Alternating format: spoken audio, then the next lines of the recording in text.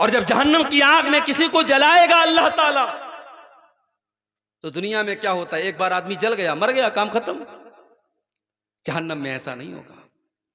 इन्नल्लज़ीना कफरू भी आयातिना सौफ नुस्लीहिम नारा, जिन्होंने हमारी आयतों का इनकार किया हम उनको जहन्नम की आग में डालेंगे। कुल्लमा नज़िजत जुलूदुहुम बद्दलनाहुम जुलूदन गैरहा, जब एक बार उनके बदन का चमड़ी, उनके बदन की चमड़ी जल जाएगी, उनके बदन की खाल जल जाएगी, हम उनके बदन के ऊपर दूसरी चमड़ी चढ़ा देंगे। लियज़ूक़ुल अज़ाब, ताकि बार बार उस आग में जलने की तकलीफ को महसूस करें। उन्होंने बार बार अल्लाह को नाराज किया था, उन्होंने बार बार गुनाह किया था, उन्होंने बार बार अल्लाह ताला को नाराज करने वाला काम किया था। हम जहन्नम में बार बार उनको तड़पाएंगे, बार बार उनको जलने की तकलीफ देंगे। मेरे बंदो, तुमने न जाने किस किस चीज को कामयाबी समझ के रखा है।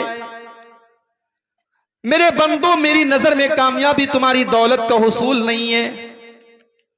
दौलत कामयाबी की जमानत होती तो कारून बहुत कामयाब था, मगर खजानों के साथ दबा दिया गया, दफन कर दिया गया। अगर कुर्सी और पावर ये तुम्हारी नजर में कामयाबी की दलील है, तो फिरौन भी बहुत बड़ा बादशाह था, लेकिन पानी में डूबा डूबा करके हमने उसको मार दिया। अगर दुनिया में ताकत का होना और जिस्म का मजबूत होना अगर ये कामयाबी की जमानत और कामयाबी की निशानी है, कौमे आद और कौमे समूद तो बड़े लंबे तड़ंगे हुआ करते थे, बड़े मजबूत हुआ करते थे, बड़े बहादुर हुआ करते थे। हमने उनको ऐसी मौत दी, हमने ऐसा अजाब उनके ऊपर नाजिल फरमाया कि वो खजूर के सड़े हुए तनों की तरह फेंक दिए गए। मेरे बंदो, कामयाबी ये तमाम चीजें नहीं है। फमन ज़ुज़िया अनिन नारी व उदखिलल जन्नत फ़क़द फ़ाज़। कामयाबी यह है कि अल्लाह की बारगाह में जब फैसला किया जाए कि तुम्हारा अंजाम क्या होगा, अल्लाह की बारगाह में यह फैसला कर दिया जाए तुम्हें जन्नत में डाल दिया गया, तुम्हें जहन्नम से बचा लिया गया। जिसको अल्लाह ताला जहन्नम की आग से बचा ले और जिसको जन्नत में दाखिल कर दे, वही कामयाब है। बाकी ये सारी की सारी दुनिया ये सिर्फ माया जाल है, ये धोखे का सामान है। वमल हयातुद दुनिया इल्ला मताउल गुरूर, ये दुनिया तो धोखे का सामान है। इस दुनिया का इतिहास है, इस दुनिया की तारीख है, इसने कभी किसी के साथ वफा न की, इस दुनिया ने हमेशा बेवफाई की है। किसने, किसके साथ दुनिया ने वफा की है? कोई है जो ये कह सके दुनिया हमेशा मेरे काम आई है? सब ठाठ पड़ा रह जाएगा जब लाद चलेगा बंजारा। इंसान जितना भी नाम कमा ले, जितनी भी दौलत कमा ले, जितनी भी प्रॉपर्टी बना ले, जितनी भी कुर्सी और इख्तिदार हासिल कर ले, एक दिन मरता है और सब कुछ छोड़ करके 2 गज जमीन में दफन कर दिया जाता है। वमल हयातुद दुनिया इल्ला मताउल गुरूर। मेरे बंदो, ये दुनिया की जिंदगी तो धोखे का सामान है। पता क्या चला? पता ये चला कि अल्लाह के यहां कामयाब वो होगा जो जहन्नम से बचा लिया जाएगा। मदरसे में इम्तिहान होता है, इम्तिहान में मार्कशीट मिलती है, रिजल्ट मिलता है।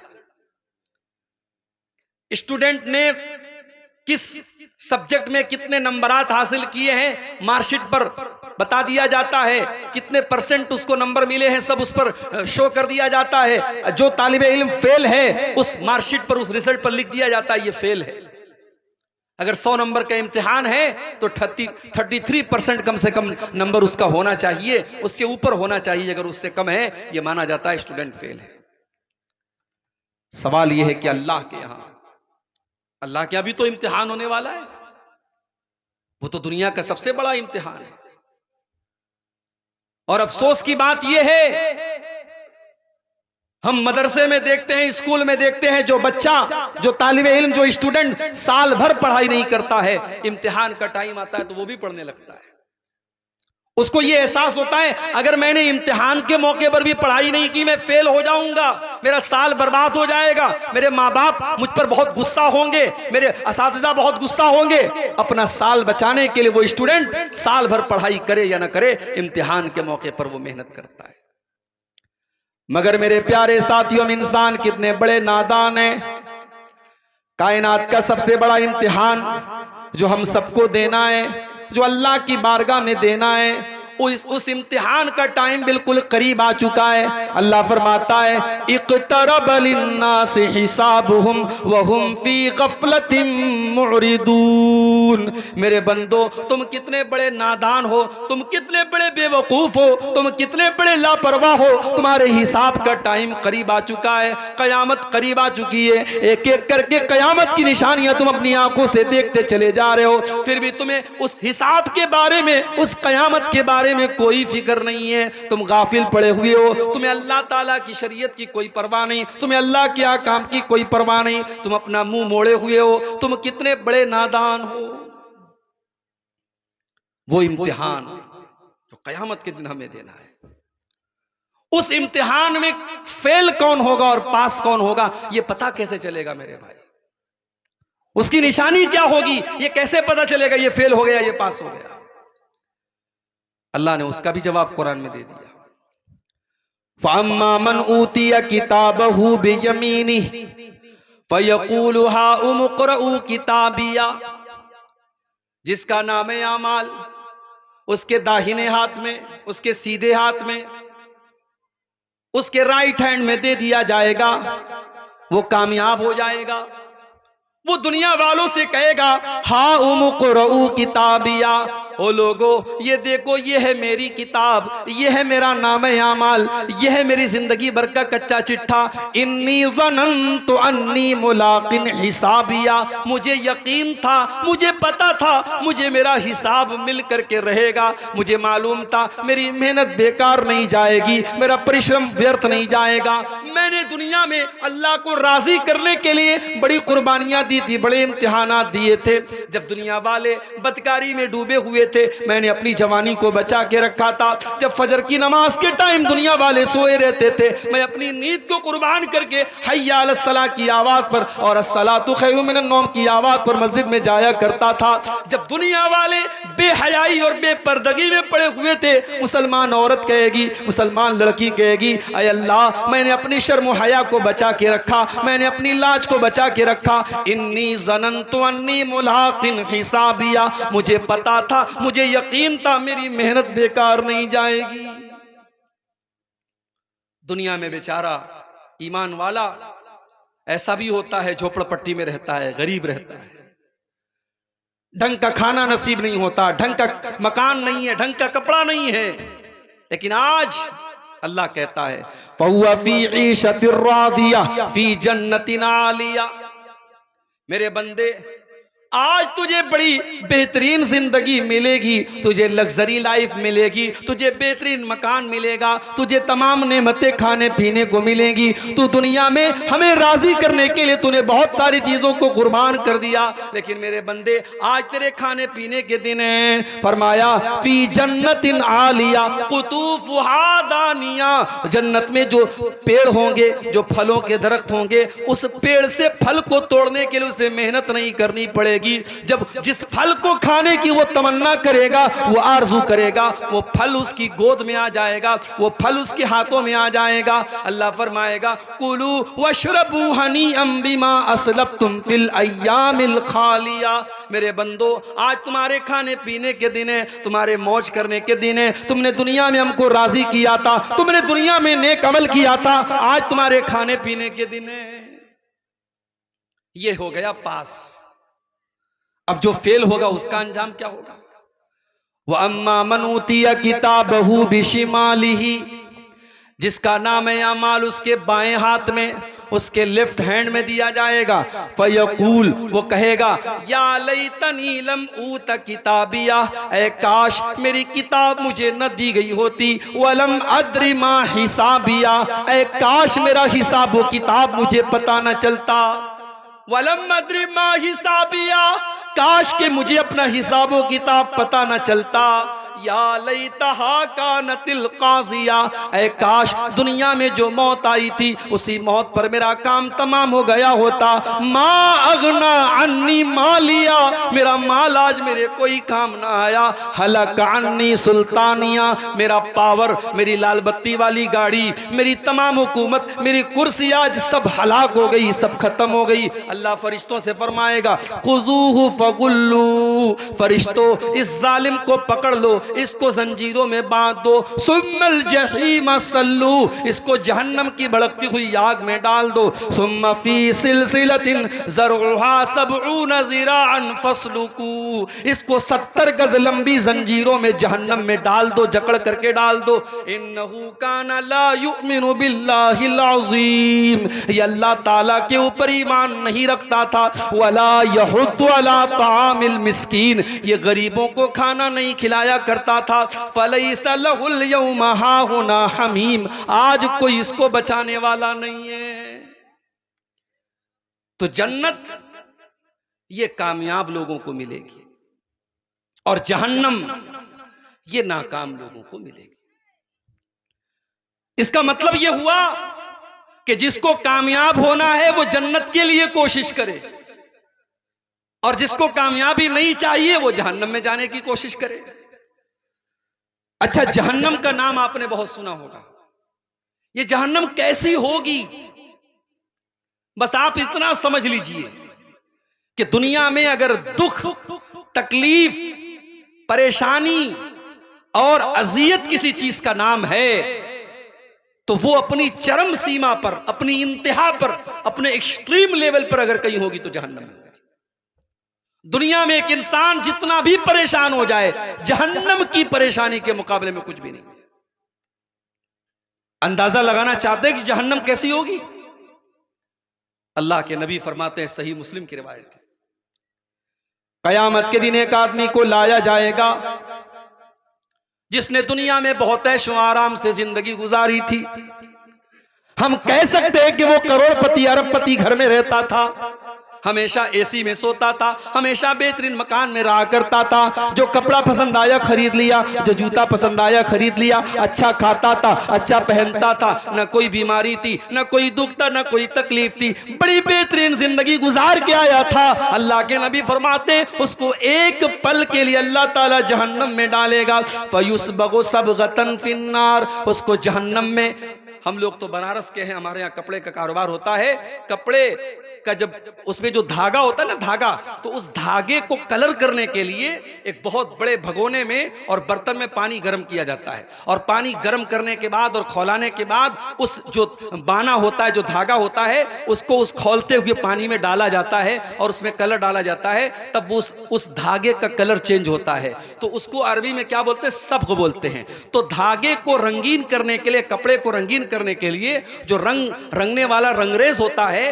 वो एक बार अंदर डालता है फिर निकालता है, वो ज्यादा देर तक अंदर नहीं रखता, क्योंकि डर होता है कि कलर ज्यादा न हो जाए। तो अल्लाह के नबी ने यहां जो लफ्ज इस्तेमाल किया है वो लफ्ज बड़ा बेहतरीन है। आपने फरमाया फयुस्बगु सबगतन फिन्नार, उसको जहन्नम की आग में अल्लाह ताला डाल करके फौरन निकाल देगा। एक पल के लिए डालेगा, एक लम्हे के लिए डालेगा, एक हल्के से सेकंड के लिए, और सेकंड के भी एक हिस्से के लिए अल्लाह ताला जहन्नम में डालेगा और जहन्नम से निकालेगा। और अल्लाह पूछेगा हल रअयत खैरन कत्तु हल मर्र बिका नईमुन कत्तु, ऐ मेरे बंदे ये बता, क्या तूने दुनिया में कभी कोई ऐशो आराम देखा है? कभी क्या तूने दुनिया में कोई सुख देखा है? क्या तूने कभी दुनिया में भलाई देखी है? जो इंसान सारी जिंदगी ऐशो आराम से रह कर के आया था, सारी जिंदगी बेहतरीन तरीके से गुजार के आया था, एक पल जहन्नम में जाने के बाद जवाब देगा मा रअयतु खैरन कत्तु, मा रअयतु खैरन कत्तु, ऐ अल्लाह मैंने जिंदगी में हमेशा दुख देखा है, हमेशा तकलीफ देखी है, हमेशा परेशानी देखी है, मैंने दुनिया में कभी कोई खैर और भलाई नहीं देखी है।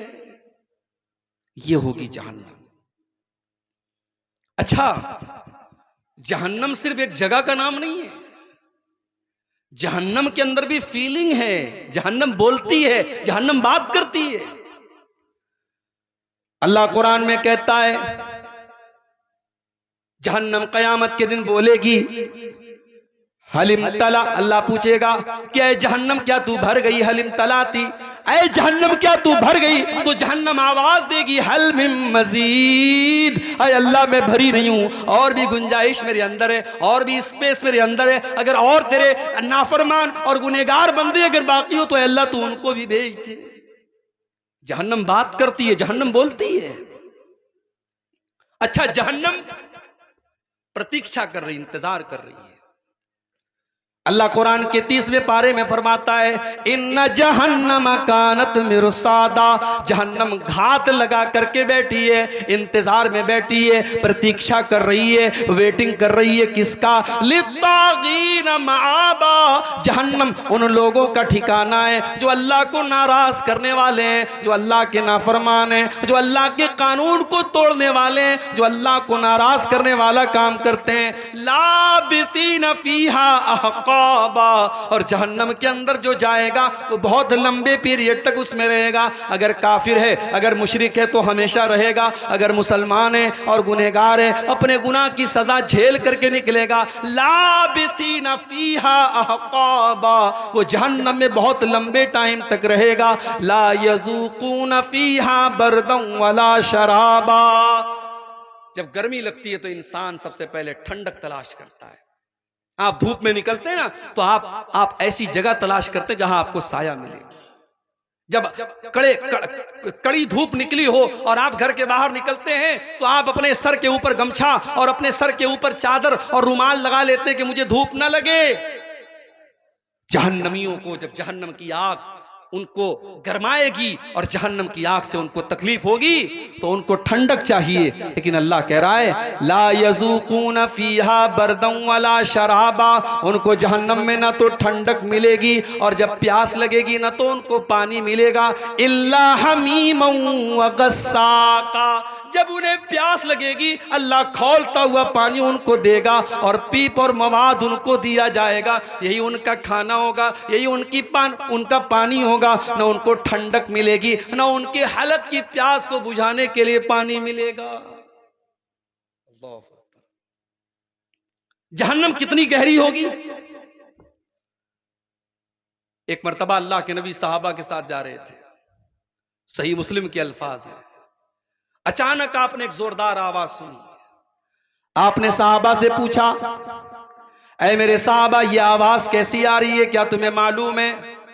साहबा ने कहा नहीं अल्लाह के नबी हमें नहीं मालूम, अल्लाह ज्यादा जानता, उसके रसूल ज्यादा जानते हैं। आपने फरमाया हाजा हजरुन रुमिया बिही फिन्नारी मुंज़ु सबईन खरीफा, ऐ मेरे साहबा ये एक पत्थर के गिरने की आवाज है जो 70 साल पहले जहन्नम में गिराया गया था। फहुआ यंतही अल-आन इला कारिहा, जो जहन्नम में जो पत्थर 70 साल पहले गिराया गया था, 70 साल के बाद आज वो उसकी तह तक गया है, आज उसकी गहराई तक गया है। जहन्नम इतनी गहरी है।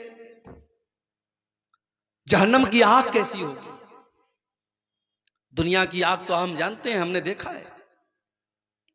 भोपाल में एक बहुत बड़ा कांड हुआ था, गैस कांड, लोग जल के मर गए थे। गैस के असर से उनकी बॉडी जो है वो बिल्कुल ऐसी हो गई जैसे कोई आग में जल गया हो।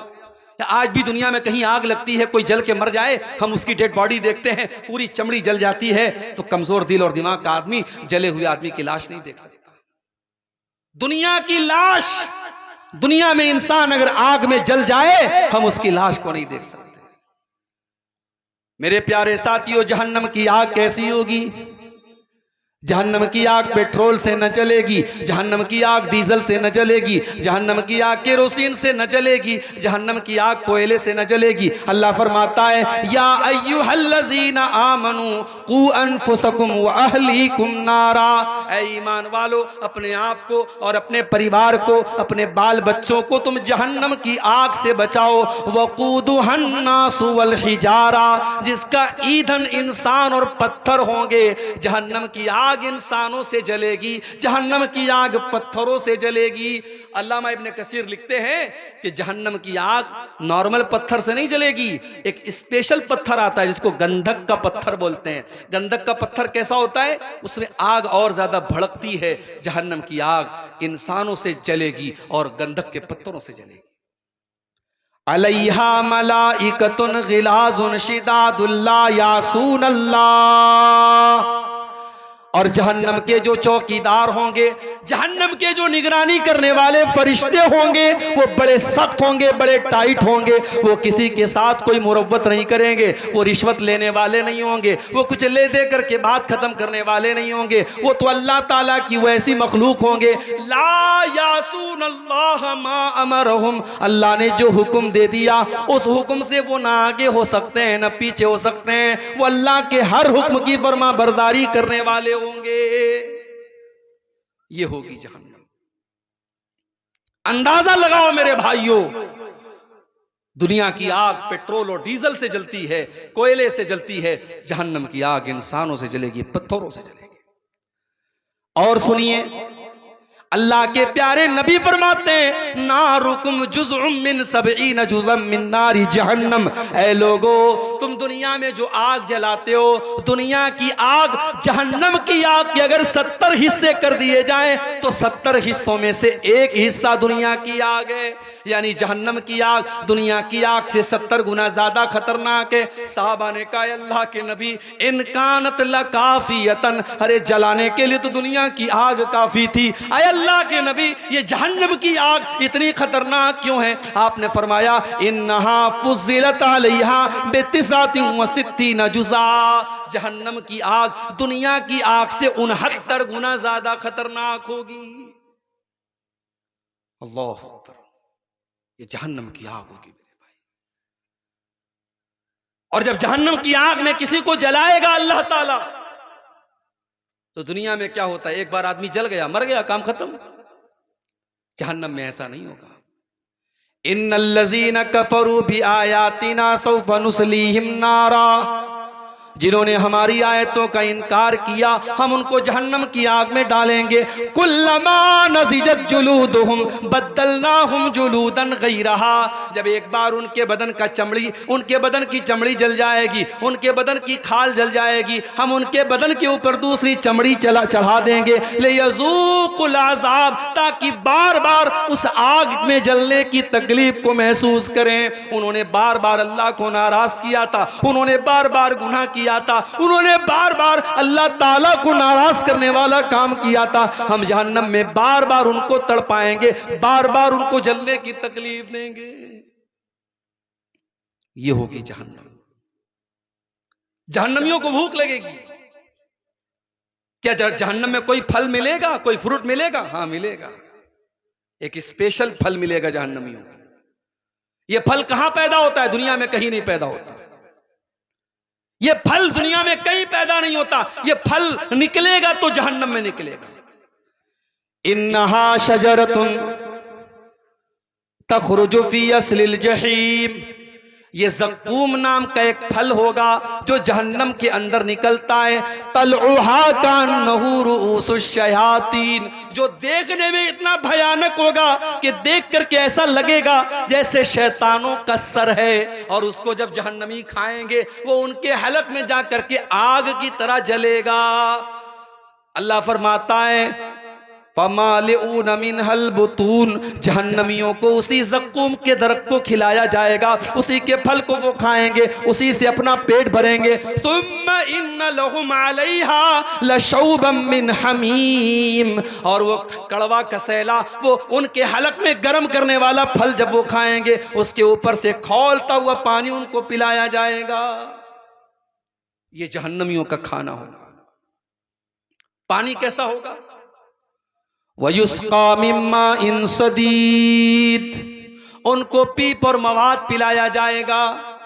वो पीप और मवाद हमारे बदन में कहीं अगर जख्म हो जाए और पीप आ जाए, मवाद आ जाए, हम डॉक्टर के पास जाते हैं और जब तक वो मवाद हमारे बदन से निकल ना जाए हमें चैन नहीं मिलता है। वो इतना घिनौना होता है, वो इतना बदबूदार होता है, वो इतना गंदा होता है, हम उसे देखना भी गवारा नहीं करते। जहन्नमियों को वो पीप और मवाद पिलाया जाएगा। वो प्यास के मारे तड़प रहे होंगे, यतजर्रुहु वला यकादु युसीगुहु, इतनी ज्यादा प्यास लगी होगी कि वो पीप और मवाद वो थोड़ा थोड़ा करके अपने हलक के नीचे उतारेंगे, लेकिन अपने इतना कड़वा होगा, इतना बदबूदार होगा, उसको हलक के नीचे उतार भी नहीं पाएंगे। वयातीहिल मौतु मिन कुल्ले मकान, और मौत जहन्नमियों के पास हर तरफ से आएगी। वमा हुआ बिमय्यित, मगर जहन्नमी मरेगा नहीं। मौत नहीं आएगी जहन्नम में। दुनिया में मुजरिम को उम्र फांसी की सजा हो गई, मर गया मुजरिम। जहन्नम में फांसी की सजा नहीं होगी, जहन्नम में मौत नहीं आएगी। क्यों? क्योंकि जब जन्नती जन्नत में जाएंगे और जहन्नमी जहन्नम में जाएंगे, अल्लाह के प्यारे नबी फरमाते हैं सल्लल्लाहु अलैहि वसल्लम कि मौत को एक दुम्बा की शक्ल में, एक मेढा की शक्ल में लाया जाएगा और आवाज दी जाएगी, ऐ जन्नतियों पहचान लो इसको ये मौत है, ऐ जहन्नमियों पहचान लो इसको ये मौत है। फयुज़बहु, और मौत को ज़बाह कर दिया जाएगा, मौत के गले पर छुरी फेर दी जाएगी, मौत को मौत आ जाएगी, मौत खत्म। उसके बाद आवाज दी जाएगी, या अहलल जन्नत खुलूदुन ला मौत, ऐ जन्नतियों अब जन्नत में हमेशा रहना है, अब मौत आने वाली नहीं है। या अहलन नार खुलूदुन ला मौत, ऐ जहन्नमियों अब जहन्नम में हमेशा रहना है, अब मौत आने वाली नहीं है। यानी ये सोचिए मेरे भाई, ये एक वक्त ऐसा आता है ना, इंसान जब तकलीफ में होता है तो सोचता है यार मौत आ जाए तो सुकून मिल जाए। जहन्नमियों को वो सुकून भी नहीं मिलेगा, मौत नहीं आएगी उनको। कुरान करीम में अल्लाह फरमाता है, वनादौ या मालिकुल यक़्दी अलैना रब्बुका क़ाला इन्नकुम माकिसून। जहन्नमी जब अल्लाह के अजाब से परेशान हो जाएंगे तो जहन्नम के दारोगा से कहेंगे, जहन्नम के दारोगा का नाम क्या होगा? मालिक। जन्नत के दारोगा का नाम रिजवान और जहन्नम के दारोगा का नाम मालिक। ये याद कर लीजिए, जनरल नॉलेज की बात बता रहा हूं आपको। तो जहन्नमी कहेंगे कि ऐ मालिक, ऐ जहन्नम के दारोगा, लियक़्ज़ी अलैना रब्बुका, अपने रब से कह दे हमारा फैसला कर दे। क़ाला इन्नकुम माकितून, अल्लाह फरमाएगा ऐ फरिश्तों बता दो, इन जहन्नमियों को बता दो तुम्हें मौत आने वाली नहीं है, तुम्हें जहन्नम में हमेशा रहना है। ये होगी जहन्नम, खाना ये होगा, पानी ये होगा। दुनिया की जेल में हम देखते हैं, जेल में जो कैदी होते हैं उनका कपड़ा अलग होता है। जहन्नम भी तो एक जेल है अल्लाह ताला की। जहन्नम के कैदियों की सजा क्या, उनका कपड़ा कैसा होगा, उनकी ड्रेस कैसी होगी। अल्लाह ने फरमाया फल्लज़ीना कफ़रू क़ुत्तियत लहुम सियाबुम मिन नार, उन काफिरों के लिए, उन जहन्नमियों के लिए आग के कपड़े काटे जाएंगे। आए अल्लाह, हमने कॉटन के कपड़े देखे, हमने सूती कपड़े देखे, हमने ऊन के कपड़े देखे, हमने आज तक आग का कपड़ा न देखा। अल्लाह फरमाता है मेरे बंदो, जहन्नम बड़ी अजीबो गरीब जगह होगी। फल्लज़ीना कफ़रू क़ुत्तियत लहुम सियाबुम मिन नार, हम जहन्नमियों को आग का कपड़ा पहनाएंगे। अल्लाह, आग का कपड़ा। अच्छा, बिछौना कैसा होगा? भाई दुनिया की जेल में कुछ ना कुछ तो बिछाने के लिए होता है, चटाई ही सही, दरी ही सही, टाट ही सही। जहन्नम का बिछौना क्या होगा, जहन्नम का ओढ़ना क्या होगा? फरमाया लहुम मिन जहन्नम मिहादुम व मिन फौक़िहिम गवाश, जहन्नमियों को जहन्नम की आग का बिछौना दिया जाएगा और जहन्नम की आग का ओढ़ना दिया जाएगा। ओढ़ना भी आग का, बिछौना भी आग का और कपड़ा भी आग का। मेरे प्यारे साथियों, हम इमेजिन नहीं कर सकते, हम तसव्वुर नहीं कर सकते, हम सोच नहीं सकते कि जहन्नम में कितनी अज़ियत और कितनी तकलीफ होगी।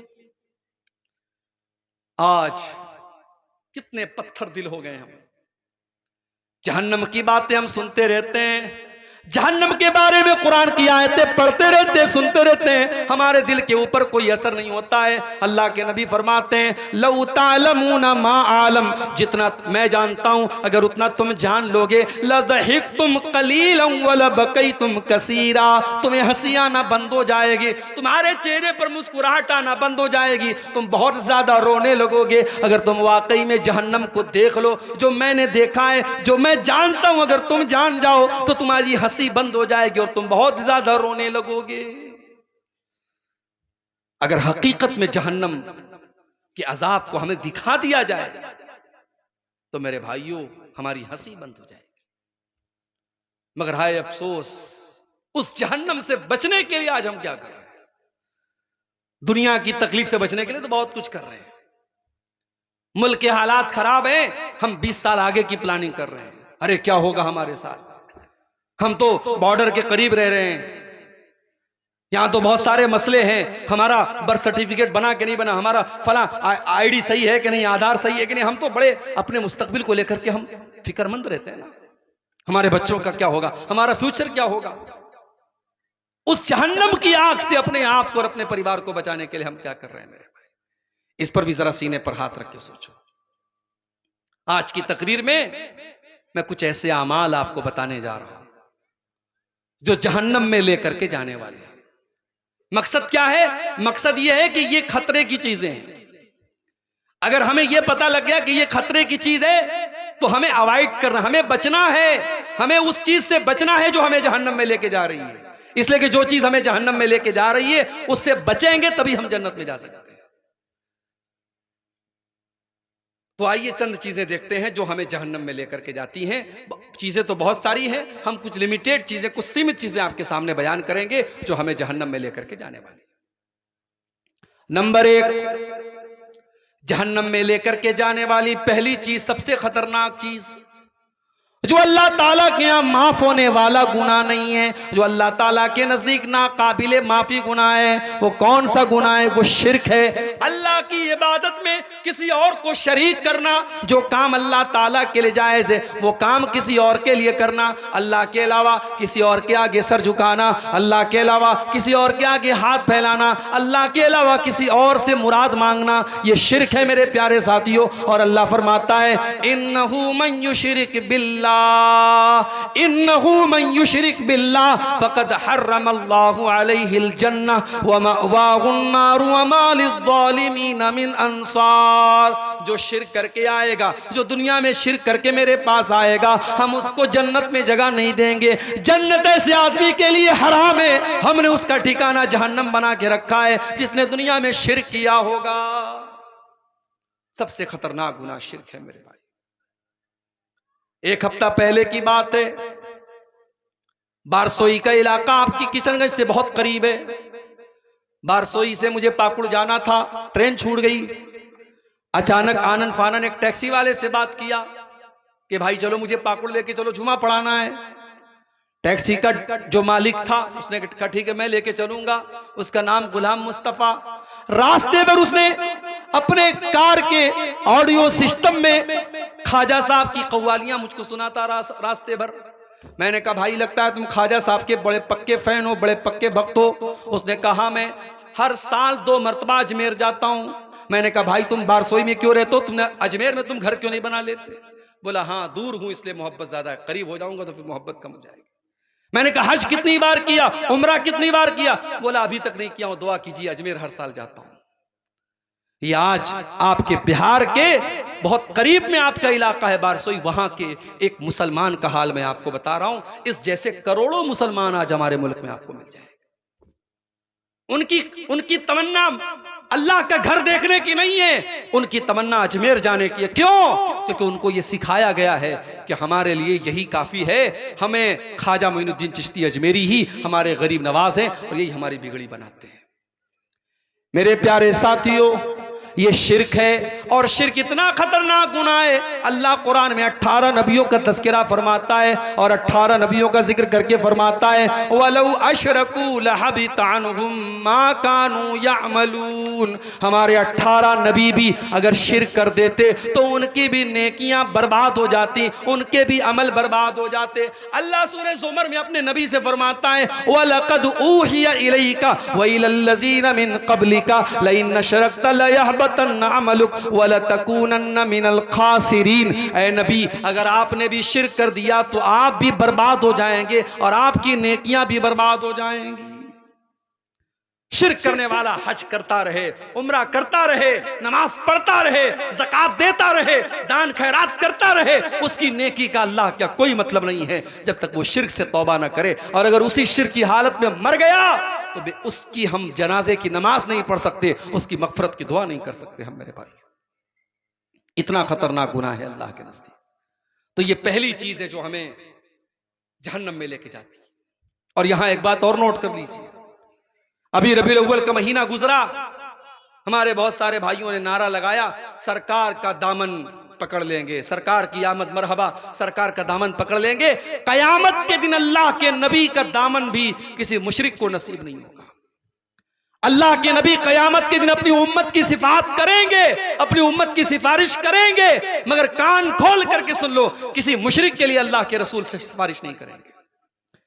हजरत अबू हुरैरा ने पूछा अल्लाह के नबी से, अय अल्लाह के रसूल, मन असादुन्नास बि शफाअतिक यौमल क़ियामा, क़यामत के दिन वो कौन सा खुश नसीब होगा जिसकी आप शफाअत फरमाएंगे। अल्लाह के नबी ने फरमाया, अय अबू हुरैरा, मुझे यकीन था ये सवाल सबसे पहले तुम ही करोगे। लिमा राअयतु मिन हिर्सिका अलल हदीस, क्योंकि मैं देखता हूँ कि तुम मेरी हदीसों को सीखने के बड़े हरीस हो, तुम्हारे अंदर अल्लाह के रसूल की हदीसों को सीखने की तड़प है।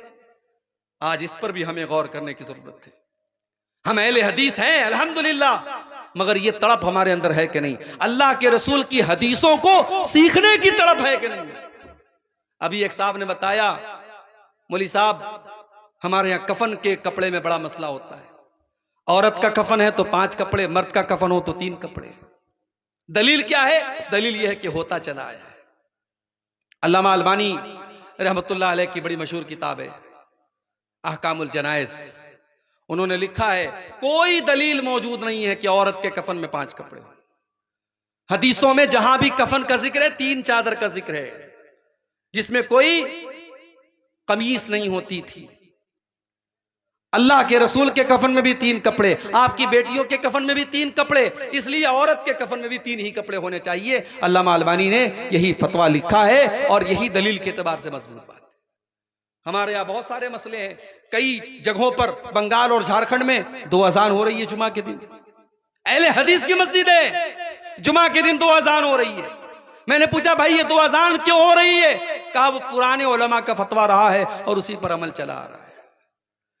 अगर पुराने उलमा के फतवे पर चलने का नाम अहले हदीसियत है तो मेरे भाई फिर हमारे हनफी भाई कौन सा गलत काम करते हैं? वो तो हमसे भी पुराने उलमा के फतवे पर चलते हैं, इमाम अबू हनीफा के फतवे पर चलते हैं। अहले हदीस वो है जो हदीस को के आने के बाद और हदीस को सुनने के बाद अपना सर झुका दे। अल्लाह ने कुरान में मोमिन की निशानी बताई है, इन्नमा काना कौलल मुमिनीना इज़ा दुऊ इलल्लाहि व रसूलिही लियहकुम बैनहुम अन यक़ूलू समिअना व अताना। मोमिन का काम तो ये है जब अल्लाह का फैसला आ जाए, जब रसूल का फैसला आ जाए, तो मोमिन की जुबान से बस एक ही जुमला निकलना चाहिए, हमने सुन लिया और मान लिया। भाई आमीन जोर से बोलना कौन से कमाल की बात है? सीने पर हाथ बांधना कौन से कमाल की बात है? रफा यदैन करना कौन से कमाल की बात है? कमाल की बात यह है कि अल्लाह के रसूल की हदीसों से हमें मोहब्बत हो जाए, अल्लाह के रसूल की हदीस से हमारा ओढ़ना बिछौना हो जाए। अल्लाह के नबी ने कहा, अबू हुरैरा, मुझे यकीन था ये सवाल तुम ही करोगे क्योंकि तुम्हारे अंदर हदीस को सीखने की तड़प मौजूद है। अय अबू हुरैरा, असादुन्नास बि शफाअती यौमल क़ियामा, क़यामत के दिन वो खुश नसीब इंसान जिसकी मैं शफाअत करूँगा वो कौन होगा? मन क़ाला ला इलाहा इल्लल्लाहु ख़ालिसन मिन क़िबल नफ्सिही, जो दिल से ला इलाहा इल्लल्लाह पढ़ेगा, जो तौहीद पर कायम रहेगा, जो तौहीद पर जिंदा रहेगा और तौहीद पर उसका खात्मा होगा, मैं उसकी शफाअत करूँगा, मैं किसी मुशरिक की शफाअत नहीं करूँगा। तो शिर्क करने वाला कान खोल करके सुन ले, सरकार का दामन उसे नसीब होने वाला नहीं है। और आगे बढ़िए, जहन्नम में लेकर के जाने वाला दूसरा अमल कुफ्र करना। शिर्क अलग है, कुफ्र अलग है। शिर्क ये कि अल्लाह की इबादत में किसी को शरीक किया जाए, और कुफ्र ये है कि जिन बातों पर ईमान लाना ज़रूरी है उनमें से किसी बात का इनकार कर दिया जाए। कोई अल्लाह को ना माने, कोई रसूल को ना माने, कोई अल्लाह की किताबों को ना माने, कोई तकदीर को ना माने, कोई क़यामत के दिन को ना माने, वो काफिर है और काफिर का ठिकाना भी जहन्नम में। अगर काफिर अपने कुफ्र की हालत में मर गया तो अल्लाह कहता हम उसकी तौबा कबूल नहीं करेंगे। वलैसतित तौबतु लिल्लज़ीना यामलून अस्सय्यात, मेरे बंदो हम उनकी तौबा को कबूल नहीं करेंगे जो गुनाह पर गुनाह करते रहते हैं। हत्ता इज़ा हज़र अहदहुमुल मौत, जब मौत का टाइम आता है, क़ाल इन्नी तुब्तुल आन, तो कहता है कि अब मैं तौबा कर रहा हूँ। वलल्लज़ीना यमूतून वहुम कुफ़्फ़ार, और जो कुफ्र की हालत में मर जाए, जिसका खात्मा काफिर की हालत में हो जाए, हम उसकी तौबा भी कबूल नहीं करेंगे। उसका ठिकाना जहन्नम में। तो कुफ्र अगर कोई करता है उसका ठिकाना भी जहन्नम है। और आगे बढ़िए, तीसरी चीज, अल्लाह का, उसके रसूल का, उसकी शरीयत का, उसकी किताब का और दीन का मजाक उड़ाने वाला भी जहन्नम में जाएगा। बाज लोगों को देखता हूं, कोई जोक आया उनके व्हाट्सएप पर, जहन्नम के ऊपर जोक है, जन्नत के ऊपर जोक है, उस जोक को फॉरवर्ड कर रहा है। कान खोल करके सुन लो, जन्नत कोई मजाक उड़ाने की चीज नहीं है, जहन्नम कोई मजाक उड़ाने की चीज नहीं है। जन्नत और जहन्नम का मजाक उड़ाने वाला कान खोल करके सुन ले, यह चीज इतनी खतरनाक है आपको ईमान से खारिज कर सकती है। नबी के दौर में कुछ मुनाफिक लोग थे, उन्होंने मजाक उड़ाया अल्लाह का, मजाक उड़ाया रसूल का। अल्लाह ने फरमाया, कुल अबिल्लाहि व आयातिही व रसूलिही कुंतुम तस्तहज़िऊन। ऐ नबी आप फरमा दीजिए, क्या तुम अल्लाह का मजाक उड़ाते हो? क्या तुम अल्लाह की आयतों का मजाक उड़ाते हो? क्या तुम अल्लाह के रसूल का मजाक उड़ाते हो? ला तातज़िरू क़द कफ़रतुम बाद ईमानिकुम। खबरदार, अपने मजाक उड़ाने का कोई बहाना पेश न करो, कोई उज़्र पेश न करो। तुमने जब अल्लाह का मजाक उड़ाया, तुमने नबी का मजाक उड़ाया, तुमने अल्लाह की आयतों का मजाक उड़ाया, तो तुम काफिर हो गए, काफिर हो गए, तुम ईमान से निकल गए। मेरे प्यारे साथियों, अल्लाह और उसके नबी का मजाक उड़ाना यह भी इंसान को जहन्नम में लेके जाता है। और आगे बढ़िए, सूद खाना, ब्याज खाना, यह भी जहन्नम में लेकर के जाने वाला अमल है। अल्लाह के नबी फरमाते हैं, इज्तनिबु सबअल मुबिकात, 7 हलाक कर देने वाले गुनाहों से बचो। उन 7 गुनाहों में आपने फरमाया, व अकुलुर रिबा, सूद और ब्याज का खाना। सूद और ब्याज का खाना यह भी अल्लाह ताला को नाराज करने वाला और हलाक करने वाला और जहन्नम में लेकर के जाने वाला अमल है। शेख साहब, बैंक में अकाउंट तो हम सब ने खोला है, और बैंक में हर 4 महीने पे 3 महीने पे बैंक की पासबुक पे लिखा रहता है 1000 रुपए पे इतना इंटरेस्ट आपको मिला, 1 लाख में इतना इंटरेस्ट मिला। इंटरेस्ट तो मिल रहा है, ब्याज तो मिल रहा है, उसका क्या करें? कुछ उलमा ने फतवा दिया, बैंक के अकाउंट में पैसा आया ब्याज का, उससे लैट्रीन बनवा लो, उससे रास्ता बनवा लो, मसला हल हो जाएगा। मगर यह फतवा सही नहीं है। भाई, लैट्रीन भी तो हमारी जरूरत की चीज है, रास्ता भी तो हमारी जरूरत की चीज है। जब ब्याज का पैसा हराम है, हम उससे रास्ता नहीं बनवा सकते, उससे लैट्रीन नहीं बनवा सकते। कुछ उलमा ने कहा उस पैसे को छोड़ दो अकाउंट में, हमने 1 लाख जमा किया, हमारा 1 लाख रुपया, हमारा जो मूलधन है, जो असल रकम है वो हमारा है, बाकी जो इंटरेस्ट आ रहा है आने दो, वो हमारा पैसा है नहीं, तो हम उसके बारे में सोचे ही क्यों? मगर ये चीज इतनी आसान तो नहीं है। हमने बैंक में 1 लाख जमा किया, 1 साल के बाद हमारे अकाउंट में 1,05,000 है, हम आंख मूंद ले कि भाई 5,000 हमारा नहीं है, ये तो पॉसिबल नहीं है। हमारे अकाउंट में है पैसा, हम जब चाहे तब निकाल सकते हैं, तो हम ये कह करके छोड़ नहीं सकते वो पैसा हमारा नहीं है। और अगर हम बैंक में छोड़े रहेंगे तो बैंक उससे और पैसा कमाएगा, तो बैंक तो इस्तेमाल कर रहा है, बैंक उस पर और लोगों को लोन दे रहा है, ब्याज कमा रहा है, तो हमारे पैसे से ब्याज कमा रहा है, तो उस पैसे का हम क्या करें? इस बारे में जो मुनासिब फतवा मालूम होता है वो ये है कि उस पैसे को हम निकालेंगे, अपने यूज में नहीं लाएंगे। हमारे लिए हराम है वो पैसा, ब्याज का पैसा हराम है, मदरसे में नहीं देंगे हराम है, मस्जिद में नहीं देंगे हराम है। उसको किसी गरीब, चाहे मुसलमान हो चाहे गैर मुस्लिम हो, जो मोहताज है, जरूरतमंद है, दवा इलाज के लिए किसी को जरूरत है, कोई बेकसूर जेल में सड़ रहा है, उसके केस के लिए जरूरत है, वहां हम वो पैसा देंगे। अब अगर किसी को यह शक हो रहा है जब ब्याज का पैसा है हम नहीं इस्तेमाल कर सकते, उसके लिए कैसे जायज हो गया, तो भाई मैं बता रहा हूं कैसे जायज हो गया। एक आदमी गरीब है, वो लोगों से ज़कात लेता है। उस गरीब आदमी ने अब्दुल गफ्फार साहब को दावत दी कि मौलाना मेरे घर पे आपकी एक दिन दावत है। वो गरीब आदमी है, ज़कात लेता है, उसने दावत दी या उसने मुझे कोई तोहफा दिया, वो तोहफा मेरे लिए जायज के ना जायज? जायज है, उसके लिए ज़कात है, मेरे लिए ज़कात नहीं है। मिल्कियत चेंज हो गई तो अब वो हुक्म नहीं रहा, उसके लिए वो ज़कात थी, मेरे लिए वो ज़कात नहीं है। तो ब्याज की रकम हमारे लिए ब्याज थी, हमने बतौर मदद उसको दे दिया, उसके लिए इस्तेमाल करना हराम नहीं है। मगर हाँ, यहाँ ये बात याद रहे, उसके ऊपर कोई सवाब की उम्मीद नहीं रखना चाहिए, उस पर ना कोई सवाब मिलेगा। बस मकसद ये कि वो पैसा वेस्ट ना हो, वो पैसा ज़ाय ना हो, पैसा इस्तेमाल हो जाए। तो ब्याज का खाना बहुत बड़ा गुनाह है मेरे भाई। और अल्लाह के नबी ने तो यहां तक फरमाया, सही मुस्लिम की हदीस है, लान अल्लाहु आकिल रिबा व मुकिलहु, ब्याज खाने वाले पर अल्लाह की लानत, ब्याज खिलाने वाले पर अल्लाह की लानत, व कातिबहु, ब्याज की गवाही लिखने वाले पर, व शाहिदही, और ब्याज की गवाही देने वाले पर अल्लाह की लानत हो। और आपने ये भी फरमाया सब बराबर हैं, ब्याज का लेने देने वाला दोनों बराबर हैं। हमारे यहाँ इतने बेगैरत हम हो गए, आज कितने मुसलमान हैं ब्याज पर दूसरे मुसलमान भाई को कर्जा देते हैं, चंद पैसे के लिए, चंद टके के लिए अपने मुसलमान भाई को वो ब्याज पर पैसा देते हैं। याद रखो मेरे भाई, इतना बड़ा गुनाह है ये ब्याज खाना और कमाना। अल्लाह ने कुरान में अल्लाह और उसके रसूल से जंग करने के बराबर इसको करार दिया है। और हदीस में अल्लाह के नबी ने फरमाया कि सूद और ब्याज के 70 से ज्यादा दर्जे हैं, जिसमें सबसे हल्का दर्जा यह है कि इंसान अपनी सगी माँ के साथ ज़िना करे। और आगे बढ़िए, जहन्नम में लेकर के जाने वाला एक अमल यतीम का माल खाना, यतीम का माल खाना ये भी जहन्नम में लेकर के जाने वाला अमल है। अल्लाह ने फरमाया, इन्नल्लज़ीना याकुलूना अमवालल यतामा ज़ुल्मन इन्नमा याकुलूना फी बुतूनिहिम नारा, जो लोग यतीम का माल नाजायज तरीके से खा जाते हैं वो अपने पेट में जहन्नम की आग भर रहे हैं। वसयस्लऊना सईरा, और अनकरीब वो जहन्नम में डाले जाएंगे। अच्छा, यतीम का माल खाने वाला हरामखोर है, और इमाम साहब का पैसा खाने वाला।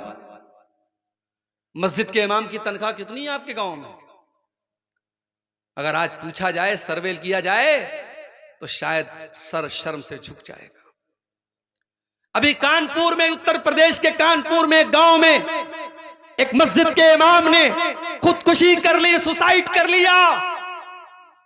इमाम साहब के कमरे में लोग गए, दरवाजा खोला तो सामने पंखे पर इमाम साहब की लाश लटक रही थी। पता लगाया गया कि इमाम साहब ने ये कदम क्यों उठाया, वो तो मौलवी थे, आलिम थे, उनको क्या पता नहीं था कि खुदकुशी करना हराम काम है। पता ये चला 5,000 रुपया तनख्वाह थी इमाम साहब की, और आज के दौर में 5,000 क्या हैसियत रखता है मेरे भाई। इमाम साहब को अपना परिवार भी चलाना था, वो बेचारे बिहार के, झारखंड के कहीं रहे होंगे, वो अपने परिवार को क्या देते रहे होंगे, खुद क्या खाते रहे होंगे। माशी तंगी और आर्थिक परेशानियों को देख करके इमाम साहब इस हद तक चले गए कि उन्होंने खुदकुशी कर ली। मेरे भाइयों, उस इमाम का खून क्या उस मस्जिद के जिम्मेदारों की गर्दन पे नहीं जाएगा? कल अल्लाह सवाल नहीं करेगा? तेरी मस्जिद का इमाम जो 5 टाइम की नमाज तुझे पढ़ाता था, तेरी मस्जिद पर जुमा का खुतबा देता था, तू इतना कंगाल और इतना गरीब हो गया, तू अपनी मस्जिद के इमाम को इतनी तनख्वाह भी न दे सका कि वो अपना जीवन यापन कर सके, अपने परिवार का खर्चा चला सके।